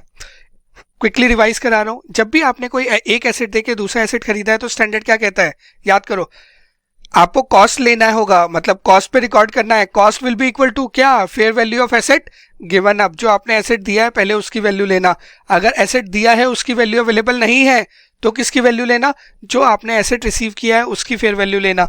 अगर दोनों एसेट्स की फेयर वैल्यू अवेलेबल नहीं है तो क्या करना, जो भी आपने एसेट दिया है उसकी कैरिंग वैल्यू लेना। इस तरीके से आप उसकी अकाउंटिंग करोगे। इसके अलावा स्टैंडर्ड कहता है, वैसे तो हमें फेयर वैल्यू पे मेजर करना होता है एसेट को इनिशियली जब आप रिकॉर्ड कर रहे हो, तो cost will be equal to fair value, but अगर ट्रांजैक्शन में कॉमर्शियल सब्सटेंस नहीं है या दोनों की फेयर वैल्यू अवेलेबल नहीं है तो हमें उसे कैरिंग वैल्यू पे मेजर करना होता है। कॉमर्शियल सब्सटेंस क्या था, जब जो एसेट दिया है और जो एसेट आया है दोनों की वजह से एंटिटी के कैश फ्लो पे, रिस्क पे, रिटर्न पे कोई भी फर्क ना पड़े, दोनों का रिस्क रिटर्न कॉम्बिनेशन सब सेम है, कुछ फर्क नहीं पड़ा, सिर्फ एसेट चेंज हो गया। इन दैट केस हम बोलेंगे कि उस ट्रांजैक्शन के अंदर कॉमर्शियल सब्सटेंस नहीं है और वहां पे हम अकाउंटिंग किस पे करेंगे, कैरिंग वैल्यू पे करेंगे। ये चीज हमने पहले भी पढ़ी हुई है, देख लीजिए। फेयर वैल्यू पे करना है अनलेस उसमें कॉमर्शियल सब्सटेंस ना हो प्लस फेयर वैल्यूज अवेलेबल ना हो। First priority is fair value of asset given up. अगर वो नहीं है अवेलेबल तो जो एसेट मिला है उसकी फेयर वैल्यू ले लेना। दोनों अवेलेबल नहीं है तो जो एसेट दिया है उसकी कॉस्ट ले लेना, मतलब कैरिंग वैल्यू ले लेना। कॉमर्शियल सब्सटेंस कब प्रेजेंट होगा, जब एंटिटी के जो रिजल्ट्स हैं उसके risk, timing, amount of cash flow पे फर्क पड़ेगा because of change of asset. ठीक है, चलिए एक क्वेश्चन ट्राई कर लेते हैं फटाफट। X limited acquired a patent right of manufacturing drug of Y limited in exchange X limited gives its intellectual property rights to Y limited. देखो हुआ क्या, ध्यान से देखना। इंटेलेक्चुअल प्रॉपर्टी राइट जिसको हम बोल सकते हैं आईपीआर, एक्स ने क्या किया है, एक्स ने एक पेटेंट राइट एक्वायर किया है। Can I say this is asset received? IPR गया, can I say this is asset given up? ठीक है जी। Current market value of patent and IPR are 20 lakh and 18 lakh. IPR की वैल्यू है जी 18 lakh rupees and this is 20 lakh rupees. ये दोनों की ना हमें फेयर वैल्यू दी है। क्वेश्चन कुछ और नहीं कहता, मैं यहीं रुक जाऊं। तो स्टैंडर्ड कहता है जब भी आपने एक एसेट के बदले दूसरा एसेट लिया है तो आईपीआर चला गया, पेटेंट राइट आया है, पेटेंट राइट की एंट्री डालोगे, पेटेंट राइट को क्या करोगे, डेबिट करोगे। एसेट रिकॉर्ड करना है तो डेबिट करना पड़ेगा। किस वैल्यू पे करोगे? स्टैंडर्ड कहता है दोनों की फेयर वैल्यू अवेलेबल है तो जो एसेट दिया है उसकी फेयर वैल्यू पे कर देना। आईपीआर की फेयर वैल्यू कितनी है? 18 लाख। तो ये कितने पे रिकॉर्ड होगा जी? 18 लाख पे डेबिट हो जाएगा। Correct. At what value the patent right will be initially recorded in the books of x limited? अगर एक्स ने कोई कैश नहीं दिया तो 18 लाख रुपए पे रिकॉग्नाइज हो जाएगा। अगर एक्स ने 2 लाख रुपए और दिए तो मेरे भाई आपके क्या क्या एसेट गए? एक तो आईपीआर गया, दूसरा कैश भी तो गया ना 2 लाख रुपए का। तो स्टैंडर्ड कहता है जब भी आप एक एसेट एक्वायर कर रहे हो दूसरा एसेट देके तो cost will be equal to the fair value of asset given up. Asset क्या क्या दिए? इंटेलेक्चुअल प्रॉपर्टी राइट दिया 18 लाख का और 2 लाख रुपए का कैश दिया। तो टोटल कितनी वैल्यू का एसेट दिया? 20 लाख रुपए की वैल्यू का एसेट दिया। तो इन दैट केस आप किस वैल्यू पे रिकॉर्ड करोगे? इसे 20 लाख रुपए पे रिकॉर्ड करोगे। ठीक है जी। चलिए अब बात करते हैं self generated asset, self generated intangible asset के केस में हम किस तरीके से उसे मेजर करेंगे। तो आपको ना एक चीज याद रखनी है, क्या इनिशियल मेजरमेंट हमेशा किस पे होती है? कॉस्ट पे होती है। सेल्फ जनरेटेड इंटेंजिबल एसेट कौन से होंगे?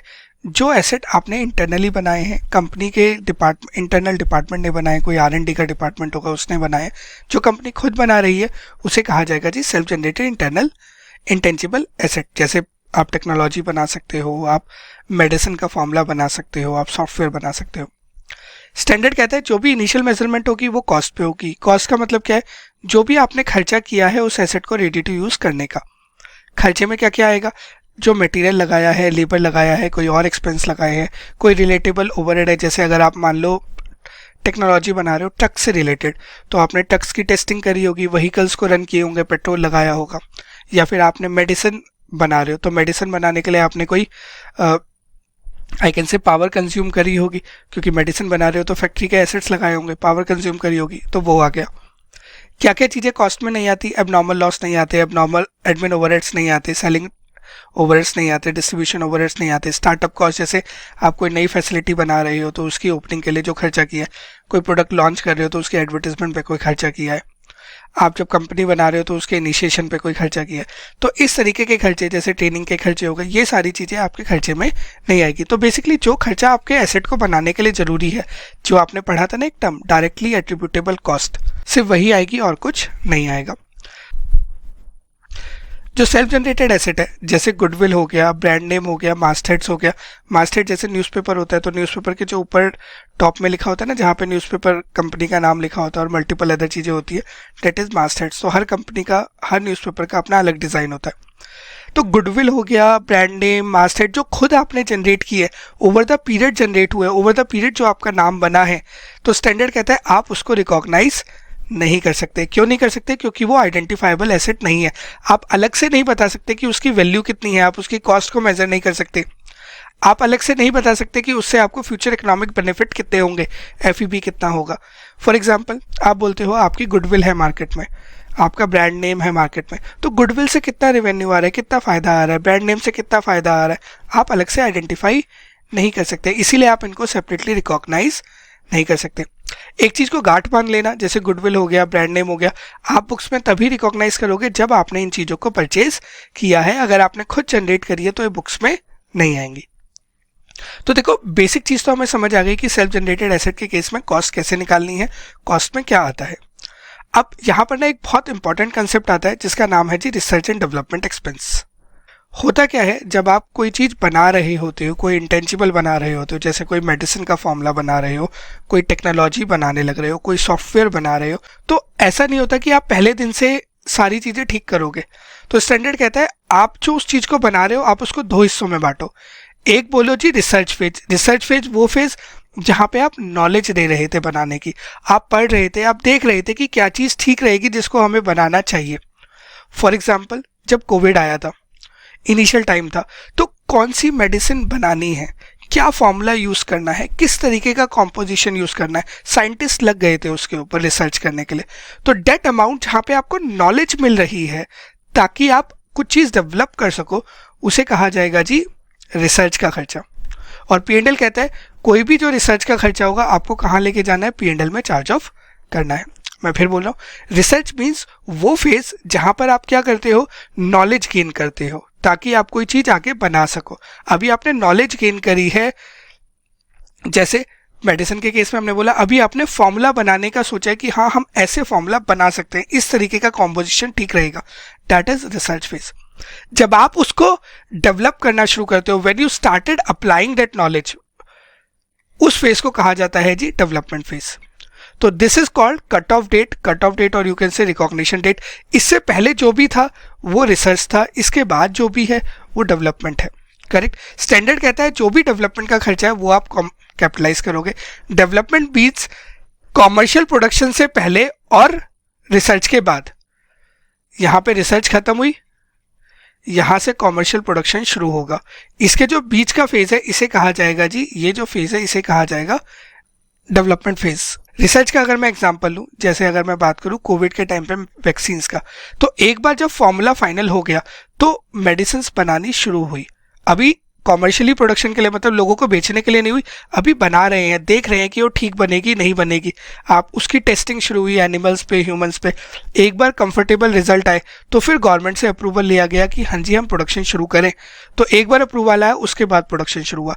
तो यहाँ तक एक बार आपने फॉर्मूला फाइनल किया, फॉर्मूला फाइनल होने से गवर्नमेंट के अप्रूवल तक के आने का जितना भी खर्चा था वो आप डेवलपमेंट फेज में रखोगे। तो रिसर्च मीन्स जहाँ पे आप नॉलेज एक्वायर कर रहे हो, डेवलपमेंट मीन्स जहाँ पे आप उसको अप्लाई कर रहे हो, फाइनलाइज कर रहे हो हर चीज को, उसके बाद आप कॉमर्शियल प्रोडक्शन शुरू करते हो। ठीक है, अब ये तो हो गई सिंपल सी बात। अब ऐसे थोड़े होगा नहीं कि स्टैंडर्ड हमें बोलेगा कि ठीक है अपने हिसाब से रिसर्च ले लो, अपने हिसाब से डेवलपमेंट फेज ले लो। स्टैंडर्ड कहता है ऐसा नहीं। स्टैंडर्ड कहता है जिस दिन ये सारी कंडीशन मीट हो जाएगी उस दिन से हम बोलेंगे कि हमारा डेवलपमेंट फेज शुरू हो रहा है, that is the recognition date. इस दिन के बाद जो भी खर्चा होगा वो डेवलपमेंट फेज का होगा और आप उसे कैपिटलाइज कर सकोगे। ये क्या है? स्टैंडर्ड कहता है जिस दिन ये टेक्निकली फिजिबल हो जाए कि हाँ जी ये इंटेंजिबल बन सकता है, टेक्नोलॉजी बन गई है, आपको लग रहा है कि हाँ अब हो सकता है, आपकी इंटेंशन है उसे कंप्लीट करने की। आप जो भी मीटिंग्स करते हो उनके मिनट से चेक कर लो, बोर्ड में डिस्कशंस हुए होंगे वहां से चेक कर लो, एज एन ऑडिटर और अकाउंटेंट कुछ भी आप जाके चेक कर लो कि हाँ क्या मैनेजमेंट उसे कंप्लीट करना चाहती है।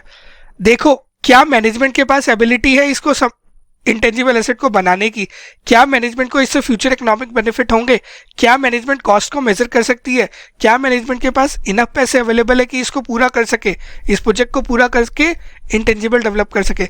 जिस दिन ये सारी चीज़ें पूरी हो जाएंगी उस दिन मैं बोलूँगा कि भैया उस दिन से मेरी डेवलपमेंट स्टेज शुरू होती है।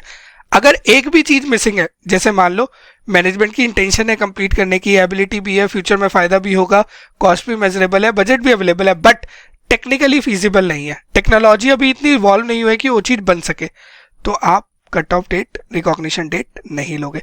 जिस दिन ये सारी चीज़ें पूरी हो जाएंगी उसी दिन से आपका रिकॉग्निशन शुरू होगा डेवलपमेंट स्टेज का, उस दिन से डेवलपमेंट स्टेज शुरू होती है। करेक्ट। ये तो हमने कोविड की मेडिसिन का एक एग्जांपल लिया। अगर मैं थोड़ा सा एक एग्जांपल और लेना चाहूँ तो जैसे इलेक्ट्रिक व्हीकल्स बन रहे हैं, अब इलेक्ट्रिक व्हीकल्स की टेक्नोलॉजी भी डेवलप हुई होगी। अब टाटा मोटर इलेक्ट्रॉनिक व्हीकल्स बना रहा है तो उसने भी उसकी टेक्नोलॉजी वो डेवलप करी है, उसके बाद वो बनाने लग रहा है, टेक्नोलॉजी से ही तो बन रहा है। अब किस दिन उसका डेवलपमेंट स्टेज शुरू होगा? जिस दिन टाटा मोटर को ये कंफर्म हो गया कि हाँ मेरी टेक्नोलॉजी पूरी हो गई, इसके बेसिस पे मैं एसेट बना सकता हूँ। टाटा मोटर्स की इंटेंशन है उस टेक्नोलॉजी को पूरी करने की, एसेट बनाने की। टाटा मोटर्स के पास एबिलिटी है, फ्यूचर इकोनॉमिक बेनिफिट उन्हें दिख रहा था इलेक्ट्रिक व्हीकल से, अनडाउटली ना मार्केट दिख रही है कि हाँ इनसे फायदा होगा, कॉस्ट को मेजर कर ही सकते हैं, बजट उनके पास अवेलेबल था। तो अगर मैं मोटा मोटा बात करूँ ना तो यही एक ऐसी कंडीशन है जो सब चीज़ों को हिट करती है, बाकी चीज़ें तो मीट हो जाती हैं। तो जिस दिन भी वो चीज़ टेक्निकली फीजिबल हो गई, जिस दिन वो टेक्नोलॉजी बन गई और सक्सेसफुल दिख गई कि हाँ ये टेक्नोलॉजी काम कर जाएगी, उस दिन से आपका डेवलपमेंट स्टेज शुरू हो गया। तो this is very critical actually. ये जितना सुनने में आसान लग रहा है ना, उतना आसान है नहीं। जब आप प्रैक्टिकली इसको अप्लाई करते हो तो आपको ना बड़ा चैलेंज आता है इन सारी चीज़ों को सेटल अप करने में। बाकी चीज़ें हो जाती है, सिर्फ यहाँ पे ना आप अटक जाते हो, यहाँ पे अटक जाते हो कि क्या इससे फ्यूचर में फ़ायदा होगा। तो आपको ना बड़ा जजमेंटल सब्जेक्टिव होना पड़ता है डिसाइड करने के लिए कि हाँ किस दिन से डेवलपमेंट शुरू होगा। तो late me just conclude it. Standard ये कहता है, आपको तो वैसे पेपर में दिया होगा तो आपको चिंता नहीं है, कि जिस दिन डेवलपमेंट शुरू हो रहा है उससे पहले रिसर्च होगा, सारा खर्चा चार्ज ऑफ कर देना। उसके बाद डेवलपमेंट होगा, सारा खर्चा कैपिटलाइज कर देना। डेवलपमेंट शुरू होगा जहाँ से रिसर्च बंद होता है और कमर्शियल प्रोडक्शन शुरू होता है। ये जो बीच का फेस है ये डेवलपमेंट है।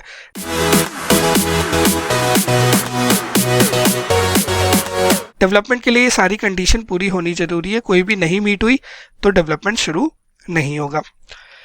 एक छोटी छोटी चीज़ें और बताए थे। अगर कोई खर्चा आपने चार्ज ऑफ कर दिया है, मान लो रिसर्च टेक्निकल फीजिबिलिटी नहीं थी, आपने कहा चलो ठीक है मैं रिसर्च मानूंगा, खर्चा चार्ज ऑफ कर दूंगा, क्या जिस दिन टेक्निकल फीजिबिलिटी हो जाएगी आप उसे डेवलपमेंट मान के कैपिटलाइज कर पाओगे? जी देखो, डेवलपमेंट तो मान लोगे, बट जो खर्चा एक बार चार्ज ऑफ कर दिया ना वो कैपिटलाइज नहीं हो सकता। जो कर दिया सो कर दिया, आप उसको बदल नहीं सकते। जो गया सो गया, एक बार चार्ज ऑफ कर दिया कोई दिक्कत नहीं, आप दोबारा कैपिटलाइज नहीं करोगे। अगर आप रिसर्च एंड डेवलपमेंट फेज का बाइफर्केशन नहीं कर सकते, आप इन फैक्टर्स को असेस नहीं कर पा रहे हो, तो स्टैंडर्ड कहता है कोई दिक्कत नहीं है। अगर आप रिसर्च को फेज को अलग नहीं कर सकते, डेवलपमेंट फेज अलग नहीं कर सकते, तो हम सारा रिसर्च मानेंगे और सारा P&L में चार्ज ऑफ कर देंगे। ठीक है, एक छोटी सी चीज़ और बता देता हूँ। कभी कभी कोई कंपनी खर्चा करती है टेक्निकल फीजिबिलिटी जस्टिफाई करने के लिए कि हाँ जी मेरी टेक्निकल फीजिबिलिटी है या फिर मेरे रिकॉग्निशन क्राइटेरिया मीट हो रहे हैं, तो वो खर्चा रिसर्च का खर्चा होगा, क्योंकि अभी आपके रिकॉग्निशन क्राइटेरिया मीट हुए नहीं है। उसको मीट करने के लिए जो खर्चा है that is a research expense. ठीक है जी, चलो एक बार फटाफट देख लेते हैं। सेल्फ जनरेटेड एसेट, एक बार आप ये खुद रीड कर सकते हैं, वैसे हमने सारे डिस्कस कर लिए। देखिए यहाँ पर है कि कॉस्ट पे मेजर होगा, कॉस्ट में क्या आएगा, कॉस्ट में क्या नहीं आएगा, ये चीज़ें हम सारी डिस्कस कर चुके हैं। स्टार्टअप एक्टिविटी हम बेसिकली डिस्कस कर चुके हैं कि हाँ कोई भी एंटिटी जब शुरू होती है तो कोई लीगल खर्चा नहीं आएगा, प्री ओपनिंग का खर्चा नहीं आएगा, प्री ऑपरेटिंग का खर्चा नहीं आएगा, मतलब कोई भी प्रोडक्ट लॉन्च होने से पहले जो भी एडवर्टाइजमेंट वगैरह कर रहे हो वो नहीं आएगा, ट्रेनिंग का खर्चा नहीं आएगा, एडवर्टाइजमेंट प्रमोशनल एक्टिविटी नहीं आएगी, रीलोकेशन या रीऑर्गेनाइजेशन का खर्चा नहीं आएगा। इसके अलावा ये हमने डिस्कस कर लिया कि सेल्फ जनरेटेड गुडविल को आपको रिकॉर्ड नहीं करना। क्यों नहीं करना? क्योंकि आइडेंटिफाइबल एसेट नहीं होता और कॉस्ट को आप मेजर नहीं कर सकते। ये हमने डिस्कस कर लिया। क्या आप जो भी खर्चा कर रहे हो उसको आपको दो हिस्सों में बांटना है, one is research phase, second is development phase.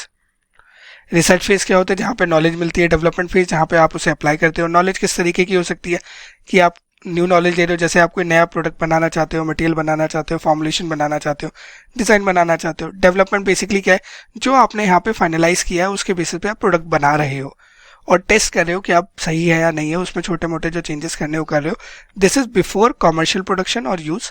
Commercial production से पहले की स्टेज है या फिर इंटरनल यूज़ से पहले की स्टेज ये होती है, बट रिसर्च के बाद की होती है। अगर हम बात करें खर्चे की, तो रिसर्च का खर्चा सारा एक्सपेंस होता है, डेवलपमेंट का खर्चा आप कैपिटलाइज कर सकते हो। डेवलपमेंट किस दिन से मानी जाएगी? जिस दिन एंटिटी ये सारी चीज़ें डिस्क्लोज कर देती है कि हाँ जी ये सारी कंडीशन मीट हो रही है, उस दिन आप क्या करोगे? डेवलपमेंट मानोगे। ये बहुत इंपॉर्टेंट है, आपको पता होनी चाहिए, तो प्लीज़ इसे याद कर लीजिएगा। जो हमने रेड में मार्क किया एटलीस्ट आपको उतने याद होने चाहिए। अगर आप रिसर्च फेज और डेवलपमेंट फेज को अलग नहीं कर सकते हो तो आप क्या करोगे? सबको रिसर्च फेज मानोगे, चार्ज ऑफ करोगे। और ये हमने डिस्कस कर लिया कि क्या अगर एक बार आपने खर्चा कैपिटलाइज कर लिया तो आप उसको फ्यूचर डेट पे एक बार आपने खर्चा चार्ज ऑफ कर दिया तो आप उसको फ्यूचर डेट पे कैपिटलाइज नहीं कर सकते। ठीक है जी, चलो अब एक बार क्या करते हैं, कुछ क्वेश्चंस ट्राई करते हैं और देखते हैं जो भी हमने समझा उसको कैसे अप्लाई करेंगे। X limited has started developing a new production process in financial year 20X1X2। Total expenditure incurred till 30th September is 1 crore रुपए। The expenditure on the development of the production process meets the recognition criteria on 1 July 20X1। ये देखो question कह रहा है कि 1 जुलाई 20X1 को आपने development का क्राइटेरिया मीट कर लिया, मतलब जो 6 कंडीशन थी आपने मीट कर ली। तो इससे पहले जो भी हुआ होगा वो सारा रिसर्च था, 1 जुलाई के बाद जो भी होगा वो डेवलपमेंट होगा। रिकॉर्ड बता रहे हैं डेट आउट ऑफ 1 करोड़ रुपए 70 लाख वर इनकर्ड ड्यूरिंग जुलाई टू सितंबर, और जो बाकी बचे वो पहले हुए होंगे। कंपनी क्या करती है? क्वार्टरली रिजल्ट प्रेजेंट करती है। तो कैन आई से something like this, this is 1/4X1 पहला क्वार्टर खत्म हुआ होगा इनका 30/6 x1 को, दूसरा क्वार्टर खत्म हुआ होगा 30/9 x2 को, आई एम सॉरी x1 को, फिर आगे के क्वार्टर चलेंगे।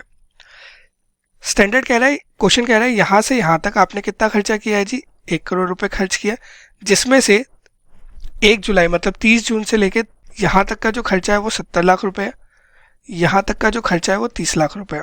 यही क्वेश्चन ने बोला है। प्लस क्वेश्चन ने बोला है 1 जुलाई को आपने क्राइटेरिया मीट कर लिया, मतलब यहाँ पर आपने क्राइटेरिया मीट कर लिया। 30 जून बोलूँ 1 जुलाई बोलूँ कोई ज़्यादा फर्क नहीं है। तो this is the cut off date, can I say cut off date. तो ये वाली जो स्टेज होगी ये क्या होगी जी, इसके बाद वाली होगी मेरे भाई, this is development stage, this is research phase. Correct, ये रिसर्च फेज है, डेवलपमेंट फेज। रिसर्च फेज का सारा खर्चा कहाँ गया होगा, P&L में। डेवलपमेंट फेज का सारा खर्चा कहाँ जाएगा जी, कैपिटलाइज में। देखो आप सेकेंड क्वार्टर के रिजल्ट बना रहे हो तो आपने पहले क्वार्टर की अकाउंटिंग कर दी होगी, तो इसको आपने ऑलरेडी P&L में डाल दिया होगा। और ये जो 70 लाख है, अब आप इस क्वार्टर के अकाउंट बना रहे हो, इसी क्वार्टर के अकाउंट बना रहे हो, तो आप इसे कहाँ ले जाओगे, कैपिटलाइज कर दोगे। ठीक है, ये लिखा हुआ है, आपको रीड कर सकते हैं। चलिए एक क्वेश्चन और डिस्कस करते हैं। X Limited acquired Y Limited on 30th April. The purchase consideration is 50 lakh. The fair value of tangible asset is 45 lakh. The company estimates the fair value of in-house research project at 10 lakh. No other intangible is acquired by X in the transaction. वो कह रहा है कि जी X ने क्या किया, Y को acquire किया 30 अप्रैल को। 30 अप्रैल को खरीदा है कितने में, 50 लाख रुपए देके। उसमें एक इंटेंजिबल कितने का लिया है, in house research project 10 lakh रुपए का। तो मेरी फेयर वैल्यू है रिसर्च प्रोजेक्ट की 10 लाख रुपए। मैंने क्वेश्चन पढ़ा हुआ है, मुझे पता है सिर्फ इंटेंजिबल से रिलेटेड है, इसलिए मैं बाकी चीज़ों पे बात नहीं कर रहा, मैं सिर्फ इस पे बात करूंगा। फर्दर जो कॉस्ट इनकर करी है एक्स ने, मतलब एक्स ने पहले 30 अप्रैल को खरीदा, उसके बाद जो खर्चा किया है वो किया है 5 लाख रिसर्च पे किया है, 2 लाख टेक्निकल फीजिबिलिटी को एस्टेब्लिश करने के लिए किया है। मतलब अभी वो ये बता रहे कि क्या हम डेवलप कर सकते हैं, डेवलपमेंट स्टेज करनी है नहीं करनी, वहां तक का खर्चा है ये दोनों चीज़ें। तो ये दोनों खर्चे मानेंगे हम, किसका खर्चा है, रिसर्च का खर्चा है। रिसर्च का खर्चा कहाँ जाता है, P&L में जाता है, चार्ज ऑफ हो जाता है। 7 लाख का खर्चा किया है आफ्टर टेक्नोलॉजिकल फिजिबिलिटी एस्टेब्लिश। एक बार टेक्नोलॉजिकल फिजिबिलिटी एस्टेब्लिश हो गई, मतलब कट ऑफ आ गया, टेक्नोलॉजिकल फिजिबिलिटी के बाद हम मान रहे हैं बाकी सारी कंडीशन पूरी है, तो देखो जरा ये कट ऑफ डेट आ गई जिस दिन टेक्नोलॉजिकल फिजिबिलिटी एस्टेब्लिश हो गई। तो इससे पहले क्या होगा, रिसर्च, इसके बाद क्या होगा, डेवलपमेंट। यहाँ पे 7 लाख का खर्चा किया है, यहाँ पे 7 लाख का खर्चा किया है, ये कहाँ जाएगा, P&L में, ये कहाँ जाएगा, कैपिटलाइज। तो ये जो 7 लाख है ये आप कैपिटलाइज करोगे। इनिशियली वैल्यू थी फेयर वैल्यू 10 लाख, 7 लाख और ऐड कर दोगे तो कितना हो जाएगा, 70 लाख आप कैपिटलाइज कर दोगे। ये देख लीजिए, इंटेंजिबल को आपको किस पे रिकॉग्नाइज करना है, 17 लाख पे, क्योंकि ये दोनों खर्चे किसके हैं, रिसर्च के, और आप कहाँ लेके जाओगे, P&L में लेके जाओगे। इतनी बात क्लियर है। चलिए इस क्वेश्चन को और देखते हैं। क्वेश्चन क्या कह रहा है, x limited is engage in developing computer software. इसने क्या क्या खर्चे किए हैं, मतलब ये सॉफ्टवेयर बना रहा है, सॉफ्टवेयर को डेवलपमेंट में खर्चा किया है। सैलरी दी है प्रोग्राम डिजाइनर की, towards cost of completion of program design, cost of coding and establishing technical feasibility. देखो आप सॉफ्टवेयर बना रहे हो, सॉफ्टवेयर बनाने के लिए आपने कोडिंग करी, अब वहाँ पे आप रिसर्च करते हो, डिज़ाइन की रिसर्च होती है कि देखो क्या ये सॉफ्टवेयर ऐसे बनना चाहिए, वैसे बनना चाहिए, तो यू आर रिसर्चिंग। और जिस हिसाब से क्वेश्चन का डेटा सेट है, इट इज़ अपेरेंट कि भैया यहाँ पर cost of coding and establishing technical feasibility, यहाँ तक आप टेक्निकली फिजिबिलिटी बता रहे हो, तो somewhere down the line it is coming कि ये खर्चा किसका होगा, रिसर्च फेज का होगा। रिसर्च मीन्स जहाँ पे ना अभी आप रेडी नहीं हो सॉफ्टवेयर बनाने के लिए, अभी आप सिर्फ सॉफ्टवेयर में क्या डलना है, कैसे डलना है, किस तरीके से डलना है, आप उसकी डिज़ाइनिंग देख रहे हो, और यहाँ पर आपने एस्टेब्लिश कर दिया कि हाँ जी हमारा सॉफ्टवेयर बन सकता है। तो आफ्टर दिस पॉइंट जो भी खर्चा होगा वो क्या होगा, डेवलपमेंट। इससे पहले का जो भी खर्चा रहा वो क्या होगा, रिसर्च। तो ये रिसर्च का आ गया। 7 लाख आपने दिए हैं आफ्टर टेक्निकल फिजिबिलिटी बनने के बाद, तो ये होगा डेवलपमेंट। अदर टेस्टिंग चार्जेस, ये भी क्या होगा, डेवलपमेंट। टेस्टिंग चार्जेस हमने बोला था जब आप डेवलपमेंट करते हो तो टेस्टिंग करते हो, तो testing charges will be considered as development charges. इसके अलावा a focus group of other developers was invited to conference for the introduction of new software. Cost ये है, हमने बोला था एक स्टार्टअप कॉस्ट होती है। ये कॉस्ट क्या है, ये कॉस्ट है कि जो आप नया सॉफ्टवेयर लेके आना चाहते हो, इसके लिए आपने लोगों को मिलाया है, कॉन्फ्रेंस करी है, डिस्कशंस की है, तो this cost is not directly attributable, this is type of startup cost, तो इसको आप कैपिटलाइज नहीं करते हो। 15 मार्च को आपका डेवलपमेंट कंप्लीट हो गया, मतलब प्रोजेक्ट बन गया, कैश फ्लो बजट बन गया है, net profit for the period is इतना, how X should account for the above mention cost, X को कैसे अकाउंटिंग कर दी है। देखो रिसर्च का खर्चा है कहाँ जाएगा, P&L में, स्टार्टअप का खर्चा है कहाँ जाएगा, P&L में, ये दोनों कहाँ जाएंगे, इंटेंजिबल एसेट की कॉस्ट में। करेक्ट है जी, देख लो 2 लाख रुपए की प्रोग्राम डिजाइन कॉस्ट, 5 लाख, और ये तीनों नंबर कितने थे, 2 लाख, 5 लाख, 2 लाख, 9 लाख हो गए। 9 लाख कह रहा है कि कहाँ ले जाओ, P&L में चार्ज ऑफ कर दो। टेक्निकल फीजिबिलिटी के बाद खर्चा है 7 लाख और 2 लाख, 9 लाख का खर्चा है, ये कहाँ जाएगा, इंटेंजिबल एसेट में, ये देख लो यहाँ पे लिख दिया। इसके अलावा जो आपने 70,000 का खर्चा किया है वो कहाँ जाएगा जी, एक्सपेंस ऑफ हो जाएगा। ठीक है, यही हमने डिस्कस किया। तो जी हमने सारी चीज़ें डिस्कस कर ली, चलो एक बार फटाफट कंक्लूड कर लेते हैं, रिवाइज कर लेते हैं जो हमने अब तक डिस्कस किया है।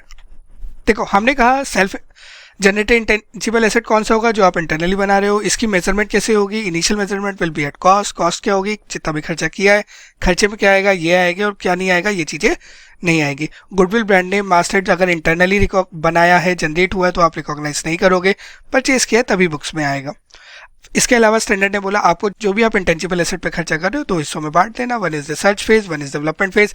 रिसर्च फेज को चार्ज ऑफ कर देना, डेवलपमेंट फेज को आप कैपिटलाइज कर देना। एक बार जो आपने खर्चा चार्ज ऑफ कर दिया दोबारा कैपिटलाइज नहीं कर सकते। अगर आप दोनों को बाइफरकेट नहीं कर सकते तो आप सारी चीज़ को रिसर्च मानोगे और खर्चे को चार्ज ऑफ कर दोगे। इसके अलावा अगर आपने कोई टेक्निकल फीजिबिलिटी या रिकॉग्निशन क्राइटेरिया को मीट करने के लिए कोई खर्चा किया है तो उसको रिसर्च का खर्चा माना जाएगा। रिकॉग्निशन क्राइटेरिया किस दिन मीट होगा, जिस दिन ये सारी कंडीशन पूरी हो जाएगी। जिस दिन ये सारी कंडीशन पूरी होगी उसके पहले रिसर्च, उसके बाद सारा का सारा डेवलपमेंट। क्राइटेरिया क्या है, टेक्निकल फीजिबल होना चाहिए, इंटेंशन टू कंप्लीट होनी चाहिए, तीसरा आपके पास एबिलिटी होनी चाहिए बेचने की, फ्यूचर इकोनॉमिक बेनिफिट आपको मिलने चाहिए, कॉस्ट मेजरेबल होना चाहिए और बजट अवेलेबल होना चाहिए। ठीक है जी।